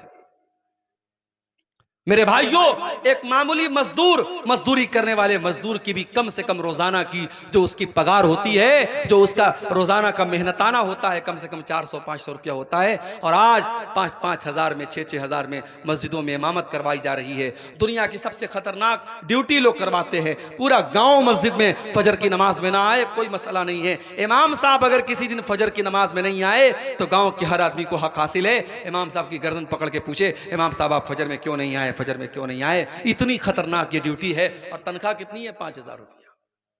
शर्म आनी चाहिए हमें और आपको। और मैंने एक मर्तबा तकरीर में यह भी कहा था कि हर आदमी चाहता है अपने परिवार के साथ रहे, हर बच्चा चाहता है अपने बाप के साथ रहे, हर बीवी चाहती है अपने शौहर के साथ रहे। ये कौम इस कदर गिर चुकी है, इसने अपनी मस्जिदों के इमामों को और अपने मदरसे के टीचरों को हमेशा उनकी फैमिली से दूर रखा। बड़े बड़े मदरसों की बात कर रहा हूं, जो बाहर के मुल्कों से जहां ज़कात और खैरात का पैसा आता है, करोड़ों और अरबों में आता है, उन मदरसों की बात कर रहा हूं। उन्होंने अपने टीचरों से कह दिया है, साहब हमारे यहाँ फैमिली क्वार्टर का इंतजाम नहीं है, आपके रहने का इंतजाम है, फैमिली को नहीं रख सकते आप। बेचारे मौलवी साहब, गांव से काफी दूर मदरसा है, बेचारे महीने में 1 बार 2 बार कभी गए, बच्चों से मिल लिए। बाप जिंदा है, बच्चे बाप के बगैर पल रहे हैं, शौहर जिंदा है, बीवी शौहर के बगैर रह रही है। मेरे भाइयों, जिस कौम ने अपने आलिमों को जीते जी उनके बच्चों को यतीम बना दिया, उनकी औरतों को बेवा बना दिया, उस कौम को अल्लाह का हिसाब देना पड़ेगा। तुमने अपने आलिमों पर यह जुल्म क्यों किया है? हर मस्जिद के इमाम के लिए फैमिली क्वार्टर का इंतजाम होना चाहिए। हर मदरसे के टीचर के लिए फैमिली क्वार्टर का इंतजाम होना चाहिए। अगर यतीम का माल खाने वाला हराम खोर है और यतीम का माल खाने वाला जहन्नम में जाएगा, उस आलिम और उस मौलवी और उस कुरान के पढ़ने पढ़ाने वाले कारी और हाफिज का हक मारने वाला भी अपने अंजाम की खैर मनाए। इसलिए कि कुरान पढ़ने पढ़ाने वाला कोई मामूली आदमी नहीं होता। मेरे प्यारे साथियों, खैरुकुम मन तअल्लमल कुरान व अल्लमहु, अल्लाह के नबी फरमाते हैं कि तुम में सबसे बेहतरीन इंसान वो है जो कुरान को पढ़ता है और कुरान को पढ़ाता है। और आगे बढ़िए, यतीम का माल खाने वाला भी जहन्नम में जाएगा। जिना करने वाला, बदकारी करने वाला, हराम तरीके से अपने जिस्म की ख्वाहिशात को पूरा करने वाला भी जहन्नम में जाएगा। वला तक़रबुज़ ज़िना इन्नहु काना फ़ाहिशतन व साअ सबीला। अल्लाह ने फरमाया कि ऐ मेरे बंदो, तुम ज़िना के करीब भी न जाना। ये नहीं फरमाया ज़िना मत करो, कहा कि ज़िना के करीब भी न जाना। रेलवे पटरी के पास लिखा रहता है दूर रहिए, बहुत सुपर फास्ट गाड़ी जाने वाली है, रेलवे पटरी से दूर रहिए। कहीं करंट और खतरे का निशान रहता है तो दूर से लिखा रहता है बड़े बड़े अक्षरों में कि ये खतरे की चीज है, इससे दूर रहिए। अल्लाह ने कहा ज़िना समाज के लिए और सोसाइटी के लिए बहुत बड़ा खतरा है। वला तक़रबुज़ ज़िना, ज़िना के करीब भी न जाना। इन्नहु काना फ़ाहिशतन व साअ सबीला, ये बड़ा ही गंदा काम और बड़ा ही बुरा रास्ता है। हमने क्या किया? हमने ये कर दिया, साहब शादी होगी तो 3 लाख रुपया 4 लाख रुपया जहेज की डिमांड होगी। अभी एक साहब बताने लगे कटिहार में मुझे कि एक मौलाना साहब थे, उनकी शादी का टाइम आया, किसी ने कहा मौलाना साहब आप तो मौलाना हैं, आप तो जहेज मत दीजिए। बोले अपनी बहन को मैंने 3 लाख रुपया दिया, मैंने दिया है तो लूं क्यों ना, मैंने दिया है तो मैं लूंगा भी। ये सोच एक मौलाना साहब की थी। ये पूरा शेरशाहबादी बिरादरी का इलाका, ये पूरा सीमांचल का इलाका, कितने गरीब बाप हैं, बेटियां जवान हो चुकी हैं, मजदूरी करते हैं, शादी का टाइम आता है, लड़के वाले डिमांड करते हैं, बाप जमीन जायदाद का कागज गिरवी रख करके लोन लेता है, बैंक से पैसा लेता है, कर्जा लेता है, अपना खून बेच करके अपनी बेटी के जहेज का इंतजाम करता है। मेरे प्यारे साथियों, जिस समाज में निकाह को इतना मुश्किल कर दिया जाए, उस समाज में ज़िना अगर आसान हो गया है तो कोई हैरत की बात नहीं है। मेरे नबी ने ज़िना को मुश्किल बनाया था, मेरे इस्लाम ने ज़िना को मुश्किल बनाया था। इतना मुश्किल बना दिया, अगर कुंवारा लड़का ज़िना करे, कुंवारी लड़की ज़िना करे तो कुरान कहता है अज़्ज़ानियतु वज़्ज़ानी फजलिदू कुल्ल वाहिदिन मिनहुमा मिअत जल्दा। ज़िना करने वाले मर्दों को और ज़िना करने वाली औरतों को 100 कोड़े की सजा दे दो।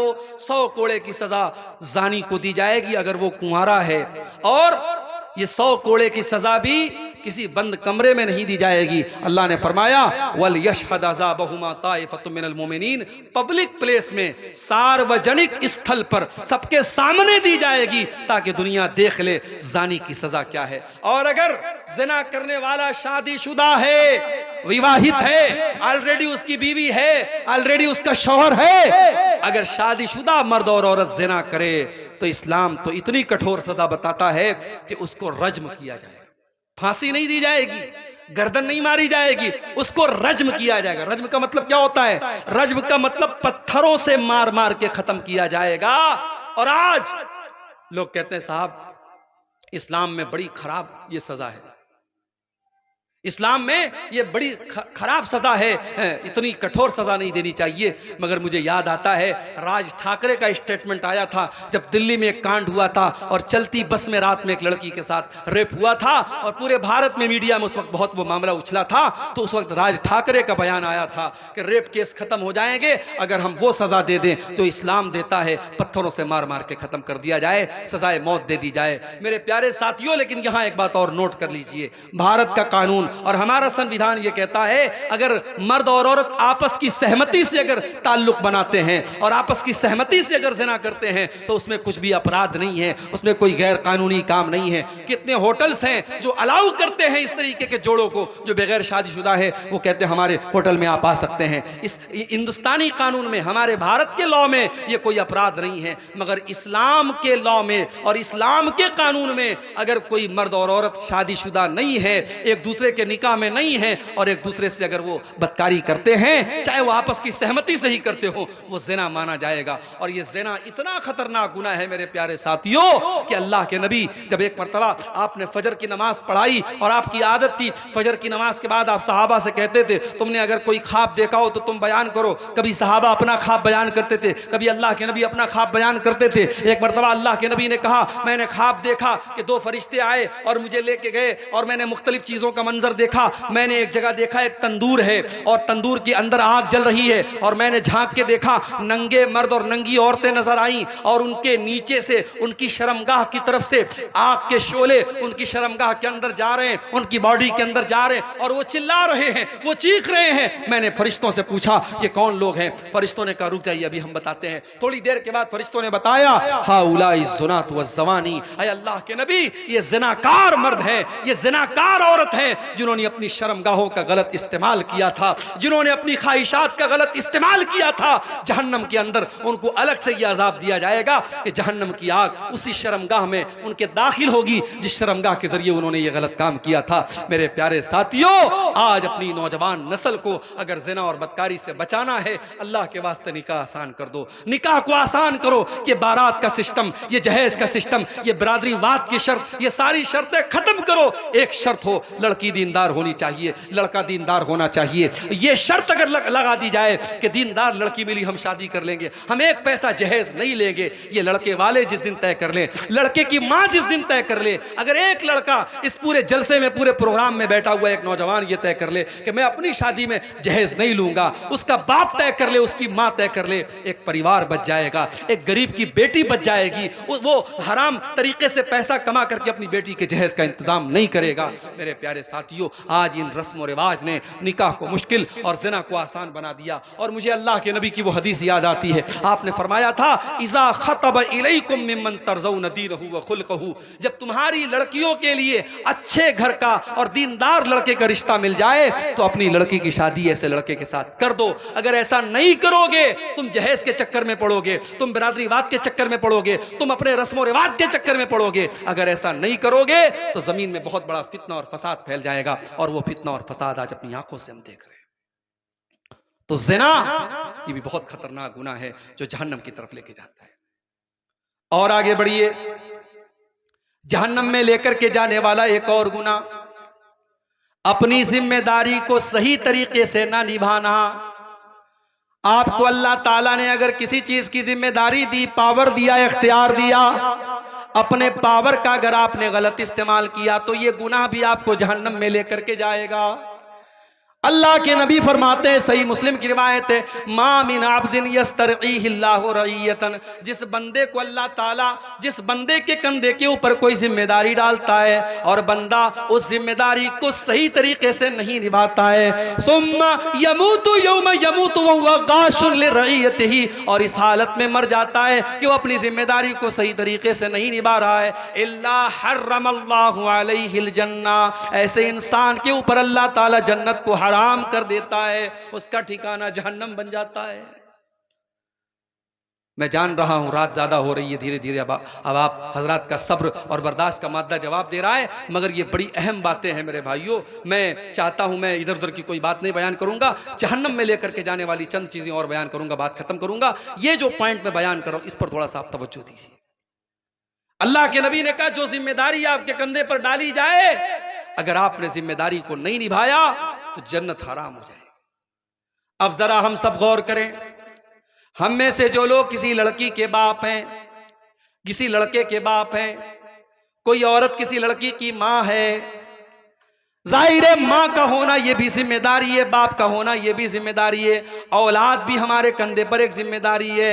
हमारी औलाद अगर गलत रास्ते पर जा रही है, अगर बेटियां गलत रास्ते पर जा रही हैं, बेटे गलत रास्ते पर जा रहे हैं और बाप अपनी आंखों से देख रहा है और बाप अपने बेटे को बचाने के लिए कोई काम नहीं कर रहा है और माँ अपनी बेटी को बचाने के लिए कोई काम नहीं कर रही है, इसका मतलब कि वो अपनी जिम्मेदारी को सही तरीके से नहीं निभा रही है। और अल्लाह के नबी क्या फरमा रहे हैं, अगर उसी हालत में आपकी मौत हो गई और आपने बाप होने का फर्ज न निभाया, आपने माँ होने का फर्ज नहीं निभाया, इल्ला हर्रमल्लाहु अलैहिल जन्ना, ऐसे इंसान के ऊपर जन्नत हराम हो जाएगी। आज तो बड़ा आपस में झगड़ा चलता है गांव में।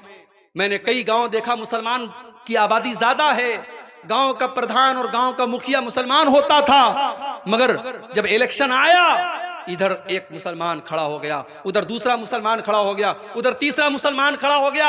एक प्रधानी के इलेक्शन में और एक मुखिया के इलेक्शन में 3-4 मुसलमान खड़े हो गए। नतीजा ये निकला कि जो सीट हर साल मुसलमान लेके जाता था इस साल किसी गैर मुस्लिम के हाथ में चली गई। क्यों? क्योंकि मुसलमान आपस में लड़ पड़े। हम ओहदे और कुर्सी के लिए लड़ पड़ते हैं। जमीयतों के चुनाव में हम देखते हैं बड़े गठजोड़ होते हैं, मस्जिद के मुतवल्ली और मदरसे की मैनेजमेंट की कमेटी में बड़े गठजोड़ होते हैं। मेरे भाइयों, अगर ओहदा और कुर्सी और इख्तिदार जिसकी लालच में इंसान आज कितने हाथ पैर मारता है, अगर उसको यह पता चल जाए कि कितनी बड़ी जिम्मेदारी है ये ओहदा और कितनी बड़ी जिम्मेदारी है ये इख्तिदार और कुर्सी, तो शायद इंसान उसको लेना कभी गवारा नहीं करेगा। ये आपके कंधे पर, अगर आप किसी ओहदे पर हैं, ये ओहदा आपके कंधे पर अल्लाह की तरफ से एक जिम्मेदारी है, एक अमानत है। और अगर इस अमानत में आपने खयानत की है, अल्लाह के नबी फरमा रहे हैं उसी हालत में अगर मर गए, इल्ला हर्रमल्लाहु अलैहिल जन्ना, उस इंसान के ऊपर जन्नत हराम हो जाएगी।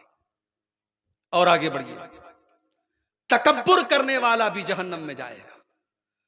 अब तकब्बुर और अहंकार और घमंड, चाहे दौलत का हो, चाहे शोहरत का हो, चाहे नाम का हो, चाहे इल्म का हो, किसी भी तरीके का तकब्बुर अगर है, तकब्बुर इंसान को जहन्नम में लेके जाएगा। अल्लाह के नबी फरमाते हैं, ला यदखुलुल जन्नत मन काना फी क़ल्बिही मिस्क़ालु ज़र्रतिन मिनल किब्र, जिसके दिल में जर्रा बराबर भी तकब्बुर और घमंड होगा वो जन्नत में नहीं जाएगा। एक और हदीस में आपने फरमाया कि क्या मैं तुमको उन लोगों के बारे में न बता दूं जो जहन्नम में जाने वाले हैं? साहबा ने कहा, अल्लाह के नबी जरूर बताइए। आपने फरमाया, कुल्लु उतुल्लिन जवाज़िम मुस्तकबिर, हर वो इंसान जहन्नम में जाएगा जो अक्खड़ हो, जो घमंडी हो, जो बदजुबान हो। ये 3 चीजें अगर किसी के अंदर पाई जाती, एक तो अक्खड़ है, जिद्दी है, और दूसरे बदजुबान है, और तीसरे घमंडी है, ये 3 चीजें अगर किसी के अंदर है वो जहन्नम में जाएगा। तकब्बुर करना ये फिरौन की निशानी है, तकब्बुर करना अबू जहल की निशानी है, तकब्बुर करना इबलीस की निशानी है, तकब्बुर करना कारून की निशानी है। मेरे नबी और नबी के सहाबा हमेशा तकब्बुर से दूर रहे। अल्लाह के नबी हमेशा लोगों के साथ घुल मिल करके रहे। कभी आपने अपने लिए प्रोटोकॉल नहीं बनाया, कभी आपके दरवाजे पर कोई दरबान नहीं खड़ा हुआ, कभी आपने अपने लिए लोगों को खड़ा होने का हुक्म नहीं दिया। तो तकब्बुर न करो मेरे प्यारे साथियों, तकब्बुर से अपने आप को बचाओ। और तकब्बुर का अपोजिट क्या है? तवाज़ु। अपने आप को छोटा बना के रखो, अपने आप को हकीर समझो, अपने आप को मामूली समझो। और जिस दिन आपने अपने अंदर तवाज़ु पैदा कर ली, अल्लाह के नबी फरमाते हैं, मन तवाज़ा लिल्लाहि रफ़अहुल्लाह, जिसने अल्लाह के लिए अपने अंदर तवाज़ु पैदा कर लिया, अपने आप को छोटा बना लिया, अल्लाह उसको और ऊंचा कर देगा और बुलंद कर देगा। और आगे बढ़िए, जहन्नम में लेकर के जाने वाली एक और चीज है एहसान जताना। किसी के साथ आपने कोई नेकी कर दी, भलाई कर दी, अब एहसान जता रहे हैं, उसको जलील कर रहे हैं, उसको बता रहे हैं मैंने तेरे साथ बहुत बड़ा एहसान किया था। अल्लाह के नबी फरमाते हैं, सलासतुन ला यदखुलूनल जन्नह, 3 लोग ऐसे हैं जो जन्नत में नहीं जाएंगे। अल मन्नान, एहसान जताने वाला, वल आक, रिश्ता काटने वाला, व मुदमिनुल खम्र, और शराब का आदी इंसान, जिसको शराब की लत लग जाए, जो शराब का आदी हो जाए, ऐसा इंसान जन्नत में नहीं जाएगा। इसी तरीके से मेरे भाइयों, एक और चीज है जो हमें और आपको जहन्नम में लेके जा सकती है, अल्लाह हमारी हिफाजत करे, और वो चीज है बेगैरती। लड़की आपकी, बहन आपकी, बीवी आपकी, बेटी आपकी, अगर वो ऐसे कपड़े पहन करके मार्केट में जा रही है जो बेहयाई वाला कपड़ा है, वो चेहरा खोल के जा रही है, वो जिस्म दिखा के जा रही है, और बाप के चेहरे पर कोई शिकन नहीं, भाई को कोई फर्क नहीं पड़ता और शौहर को कोई फर्क नहीं पड़ता, उसकी बीवी बेपर्दगी कर रही है, उसकी बहन बेपर्दगी कर रही है, अल्लाह के नबी फरमाते हैं 3 लोग ऐसे हैं तीन लोग ऐसे हैं कयामत के दिन अल्लाह ताला उनकी तरफ देखेगा भी नहीं, उनसे बातचीत भी नहीं करेगा, उनको गुनाहों से पाक भी नहीं करेगा। उन तीन लोगों में अल्लाह के नबी सबसे पहले कहते अल आक़ लिवालिदैहि, अपने माँ बाप से रिश्ता काटने वाला। मेरे भाई, किसी भी रिश्तेदार से रिश्ता काटना हराम है, मगर माँ बाप से रिश्ता काटने वाला बहुत बड़ा गुनहगार है।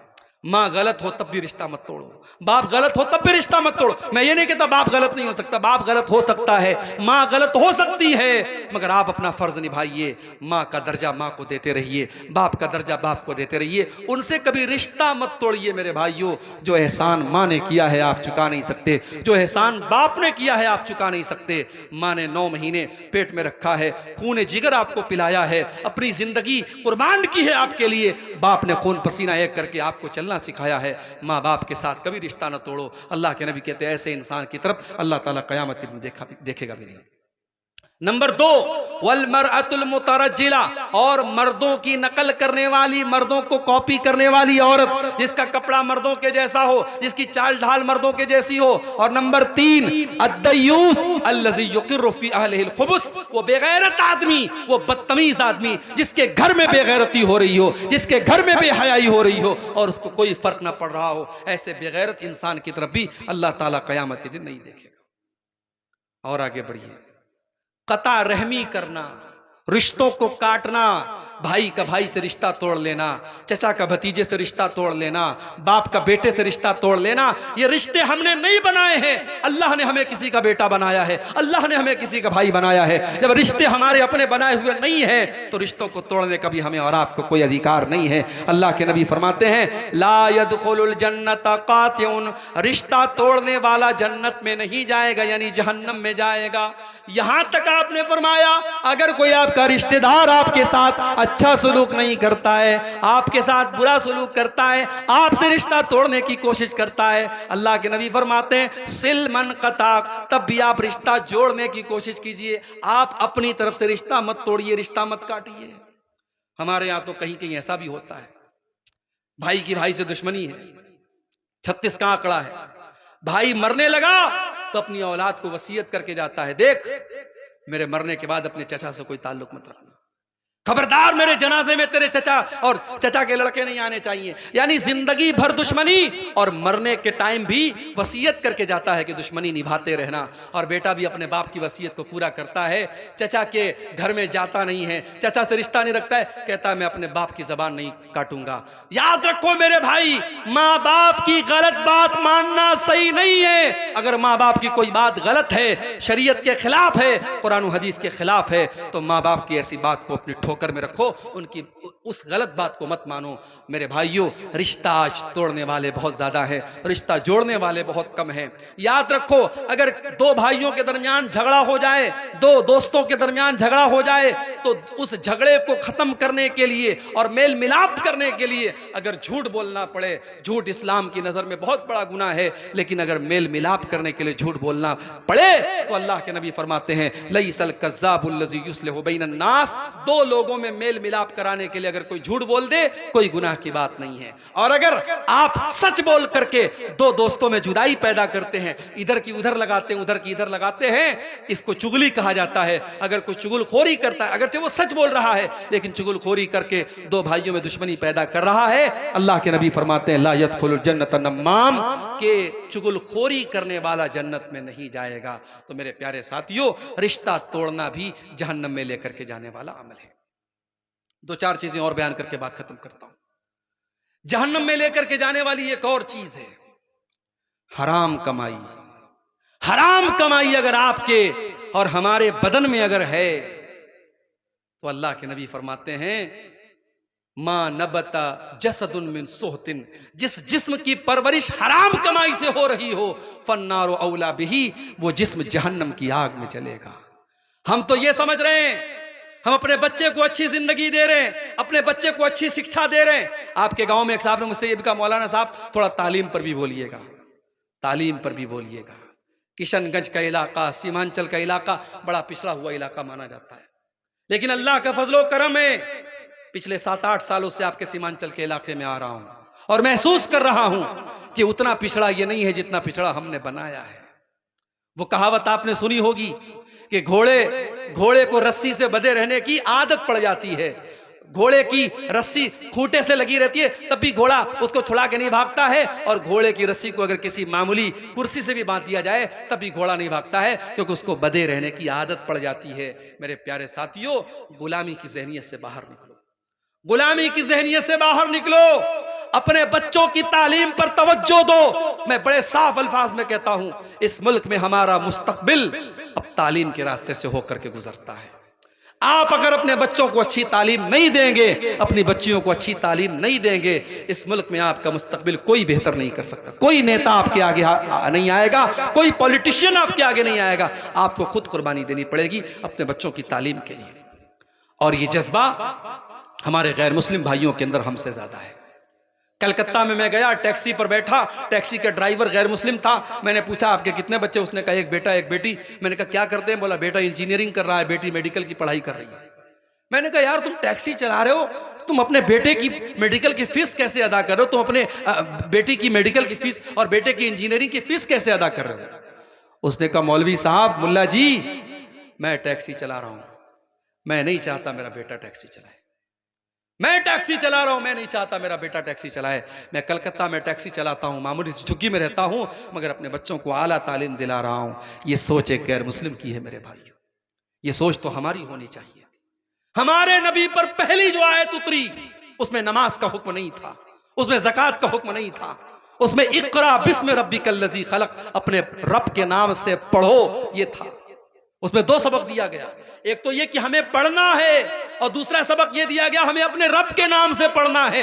हम कोई भी तालीम हासिल करें, डॉक्टर बन जाएं, इंजीनियर बन जाएं, वकील बन जाएं, कुछ भी बन जाएं, अपने रब को न भूलें, अपने रब का नाम न भूलें। हम किसी भी मैदान में चले जाएं, हमारे रब के बारे में हमको पता होना चाहिए। ये नबी पर कुरान की जो पहली आयत उतरी है उसमें ये सबक दिया गया। तो मेरे भाइयों, अगर अल्लाह कुरान में कहता है कि अपने बच्चों को पेट के लिए कत्ल मत करो, तो पेट के लिए कत्ल करना, औलाद की हत्या करना अगर ये पाप और गुनाह है, तो औलाद को तालीम से महरूम करना, बच्चों और बच्चियों की तालीम चंद पैसों के लिए छुड़ा देना, ये भी उनकी हत्या करना है। कोई जतन करो, कोई इंतजाम करो, अपने बच्चों की तालीम मत बर्बाद करो। आज अफसोस होता है, मदरसे में कितने बच्चे आते हैं, बड़े टैलेंटेड हैं, बड़े ज़हीन हैं, बड़े अच्छे हैं, लेकिन घर के हालात देख करके बेचारे अपनी पढ़ाई छोड़ देते हैं, या उनके वालिदैन उनकी पढ़ाई छुड़ा देते हैं। मैं कहता हूं इस कौम के पास पैसे की कमी नहीं है। आज शादी ब्याह में लाखों करोड़ों रुपए लोग खर्च कर देते हैं। आज अपने शौक को पूरा करने के लिए न जाने कितने हराम तरीके लोग अपनाते हैं। अगर इस तरीके के टैलेंटेड बच्चे, आप एक बच्चे की जिम्मेदारी अपने सर पे ले लें कि ये बच्चा बहुत टैलेंटेड है, पढ़ने में तेज है, इसकी सारी पढ़ाई का खर्च मैं उठाऊंगा। अगर कोई हमारे समाज के जो अहले खैर लोग हैं, जो पैसे वाले लोग हैं, अगर इस तरीके से जिम्मेदारी ले लें तो बहुत सारे गरीब बच्चों का भला हो जाएगा। मेरे प्यारे साथियों, तालीम पर आप तवज्जो दीजिए, तालीम पर आप तवज्जो दीजिए। और याद रखिए, आज हमारी कौम की जो बुरी हालत है, जब तक हम तालीम के मैदान में आगे नहीं बढ़ेंगे वो सुधर नहीं सकती है। इसी तरीके से जहन्नम में लेकर के जाने वाला एक और अमल है, और वो अमल है अपने पड़ोसी को तकलीफ देना।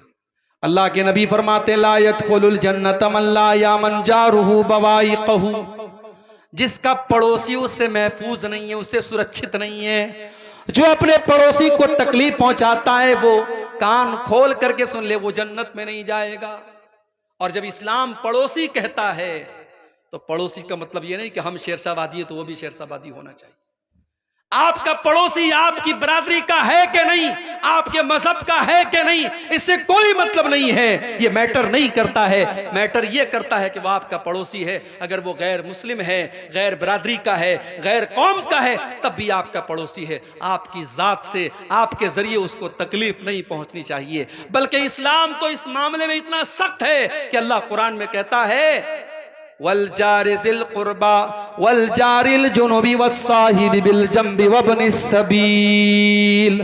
तुम बस में सफर कर रहे हो, तुम ट्रेन में सफर कर रहे हो, तुम फ्लाइट में सफर कर रहे हो, तुम्हारे बगल में जो आदमी बैठा हुआ है वो भी तुम्हारा पड़ोसी है, वो भी तुम्हारा रफीक सफर है, वो भी तुम्हारा हम सफर है। अपने हम सफर को भी तुम तकलीफ न पहुंचाना, उसके साथ भलाई करना, उसके साथ अच्छा सलूक करना, अपनी जात से उसका भला करना। ये एक मुसलमान का किरदार होना चाहिए। पड़ोसी को तकलीफ देने वाला कान खोल करके सुन ले, वो जहन्नम में जाएगा, जन्नत में नहीं जाएगा। इसी तरीके से मेरे प्यारे साथियों, जहन्नम में लेकर के जाने वाली दो चीजें और बयान करके बात खत्म करता हूं। वो औरत जो बेहयाई वाले कपड़े पहनती है, और अब तो ये फर्क करना मुश्किल हो गया। अब तो हमारे समाज में ऐसे कपड़े बड़े आम हो रहे हैं कि औरत साड़ी पहने हुए है और उसके जिस्म के नशे व फराज नजर आ रहे हैं। साड़ी पहने हुए है और साड़ी इतनी ट्रांसपेरेंट है, इतनी पारदर्शी है, इतनी झलकने वाली है, उसका जिस्म झलक रहा है। और ऐसे कपड़े आज मुसलमान औरतें भी बड़े धड़ल्ले से पहन रही हैं। याद रखो मेरे भाइयों, ये भी जहन्नमी औरत की निशानी है। अल्लाह के नबी फरमाते हैं कि कयामत के पहले ऐसी औरतें आएंगी, ऐसी औरतों की कसरत हो जाएगी। व निसा उनका सियातुन आरियातुन मुमीलातुन माइलातुन, जो औरतें कपड़ा पहनने के बावजूद नंगी होंगी, वो गैर मर्दों को अपनी तरफ आकर्षित करेंगी और खुद भी उनकी तरफ आकर्षित होंगी। ला यदखुलनल जन्ना, ऐसी औरतें जन्नत में नहीं जाएंगी, और जन्नत में जाना तो बड़ी दूर की बात है। वला यजिदना रीहा, ऐसी औरतें जन्नत की खुशबू भी नहीं पाएंगी। 12 बजे मैं आपके जलसे में आ रहा था, देखा बाजार लगा हुआ है, दुकानें लगी हैं, बहुत सारी औरतें वहां शॉपिंग कर रही हैं। भाई जलसे में किस लिए आई हो तुम? कंगन खरीदने आई हो, चूड़ी खरीदने आई हो, जेवर खरीदने आई हो? शर्म आनी चाहिए। जवान जवान लड़कियां हैं, सज संवर करके बेहतरीन कपड़े पहन करके जलसे में आ रही हैं। गलत है ये तमाम चीजें, हमें और आपको इस पर कंट्रोल करना चाहिए। बाप कहां चला गया, मां कहां चली गई? 70 साल की मां बेचारी पर्दे में आ रही है, सादा और सिंपल कपड़े पहन के आ रही है। 18 साल की उसकी बेटी सज संवर के मेकअप करके खुशबू में बस करके आ रही है। ये सही नहीं है मेरे प्यारे साथियों। अल्लाह के नबी ने तो यहां तक फरमाया, अगर कोई औरत खुशबू लगा करके मस्जिद में आती है नमाज पढ़ने के लिए, अल्लाह के नबी ने फरमाया उसकी नमाज कबूल नहीं होगी। उस औरत की नमाज कबूल नहीं होगी जब तक वो वापस जाकर के गुस्ल न करे। कौन सा गुस्ल? गुस्ले जनाबत। जो औरत नापाक होती है और जो गुस्ल करती है, वो गुस्ल करके अपने बदन से खुशबू का असर खत्म न करे और फिर आकर के मस्जिद में नमाज न पढ़े, तब तक उसकी मस्जिद की नमाज कबूल नहीं होती। इतना खतरनाक मामला है। तो औरतें जो बेहयाई करेंगी, औरत का जन्नत में जाना बहुत आसान है और जहन्नम में जाना भी बहुत आसान है। औरत बेहयाई करे, बेपर्दगी करे, जहन्नम में बड़ी आसानी से चली जाएगी। और जन्नत में जाना है, औरत 4 काम कर ले, सिर्फ 4 काम कर ले, औरत जन्नत में चली जाएगी। इज़ा सल्लतिल मरअतु खम्सहा व सामत शारहा व हफिजत फरजहा व अताअत ज़ौजहा, 5 टाइम की नमाज की पाबंदी करे, रमज़ान का रोज़ा रखे, शौहर की इताअत करे और अपनी इज्जत व आबरू की हिफाजत करे। ये 4 काम जो औरत कर ले, अल्लाह के नबी फरमाते हैं दखलत मिन अब्वाबिल जन्नति शात, वो जन्नत के जिस दरवाजे से चाहे जन्नत में जा सकती है। और आखिरी चीज जो बयान करके मैं बात खत्म करूंगा, जहन्नम में लेकर के जाने वाली एक और चीज है, और उसका ताल्लुक हमारे बूढ़े लोगों से है। समाज में जब एक मुसलमान बूढ़ा होता है, 70 साल का, 60 साल का होता है, उसकी एक वैल्यू होती है। अल्लाह के नबी ने फरमाया कि एक बूढ़े मुसलमान का एहतराम करना अल्लाह का एहतराम करना अल्लाह का के एहतराम में शामिल है कि बूढ़े मुसलमान का एहतराम किया जाए। लेकिन अगर कोई बूढ़ा मुसलमान 70 साल का, 60 साल का बूढ़ा अपनी सफेद दाढ़ी को काले खिजाब से काला कर रहा है, अपने बुढ़ापे को छिपाने की कोशिश कर रहा है, ऐसे बूढ़े के बारे में अल्लाह के नबी फरमाते हैं यकूनु फी आखिरिज़ ज़मानी कौमुन यख्ज़िबूना बिस्सवादी, आखिरी जमाने में कयामत के पहले ऐसे लोग आएंगे जो अपने सफेद दाढ़ी को और सफेद बाल को काले रंग से डाई करेंगे, अपनी दाढ़ी और सर के बाल को काले रंग से वो डाई करेंगे। का हवा से हमाम, कबूतर के सीने की तरह। जैसे कबूतर का जो सीना होता है, वो सीने के पास का हिस्सा काला और बाकी सफेद होता है, व्हाइट होता है।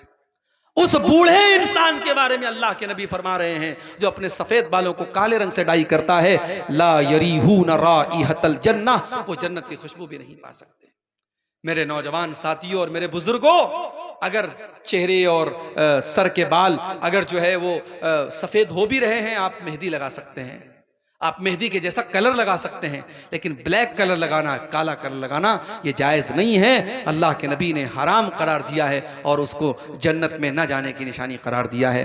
ये चंद बातें थी जो जहन्नम में लेकर के जाने वाली हैं। मैंने दलाइल की रोशनी में आपके सामने बात रखी है। अल्लाह से दुआ करते हैं रब्बुल आलमीन हम सबको बता दो, दिया मैंने, बता दिया, जी जी।